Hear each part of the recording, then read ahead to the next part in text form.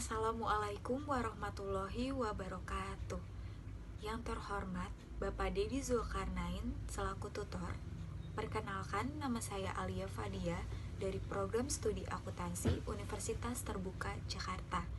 Pada kesempatan ini, saya akan menyampaikan gagasan atau topik tentang COVID-19.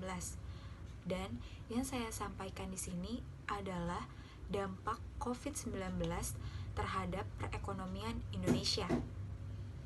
Coronavirus atau virus corona merupakan keluarga besar virus yang menyebabkan infeksi saluran pernafasan ringan hingga sedang yang biasa kita kenal dengan penyakit flu. Tetapi virus ini juga dapat menyebabkan infeksi saluran pernafasan berat seperti SARS, MERS, dan pneumonia. Virus corona atau COVID-19 pertama kali ditularkan ke manusia di pasar basah Wuhan, China sekitar November 2019 dan awal Desember 2019. Virus ini menyebar begitu cepat ke semua negara termasuk Indonesia. Hal ini membuat beberapa negara melakukan kebijakan lockdown atau di Indonesia sendiri disebut dengan PPKM untuk mencegah penyebaran virus corona semakin meluas. Pandemi telah memberikan dampak luar biasa bagi perekonomian dunia dan perekonomian Indonesia. Penyebab rendahnya pertumbuhan ekonomi Indonesia pada saat pandemi dikarenakan menurunnya minat konsumsi dan investasi baik di lingkup rumah tangga maupun lingkup pemerintah. Badan Kebijakan Fiskal atau BKF Kementerian Keuangan memperkirakan kerugian akibat pandemi COVID-19 di Indonesia mencapai 320 triliun selama kuartal 1 sampai 2020. Hal itu dikarenakan ekonomi nasional merosot sekitar 2,3%. Sesuai data dari Kepala Pusat Kebijakan Makro BKF, Bapak Hidayat Amir, ekonomi Indonesia hanya tumbuh 2,97% pada kuartal 1 sampai 2020. Dari data di atas, dapat disimpulkan bahwa wabah pandemi sangat merugikan ekonomi masyarakat.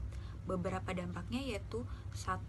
Sulitnya mencari pekerjaan karena beberapa perusahaan beralasan bahwa kuota penuh.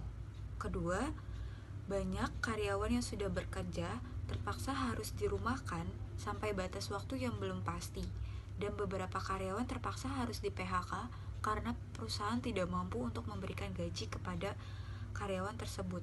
Banyak masyarakat kehilangan mata pencariannya.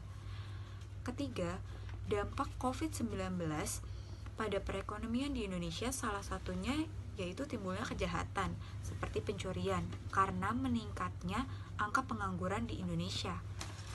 Dan dampak terakhir adalah menurunnya sistem ekspor dan impor barang. Kita ambil contoh seperti Indonesia tidak bisa membuat barang karena komponennya berasal dari Cina. Dan di saat yang sama, Cina juga sebagai pusat produksi di Asia membutuhkan impor barang dari Indonesia. Apabila Cina mengalami wabah, otomatis tidak ada lagi permintaan barang tersebut ke Indonesia.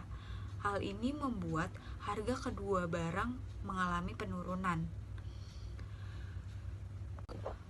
Upaya yang dilakukan pemerintah dalam pemulihan perekonomian yaitu melalui kebijakan fiskal dan kebijakan moneter. Kebijakan fiskal mempunyai 3 stimulus, yaitu percepat belanja pemerintah, relaksasi pajak penghasilan, dan pemulihan ekonomi nasional dengan kebijakan keuangan negara melalui relaksasi APBN. Demikian gagasan yang dapat saya sampaikan. Mohon maaf yang sebesar-besarnya atas segala kekurangannya. Wabillahi taufiq wal hidayah. Wassalamualaikum warahmatullahi wabarakatuh.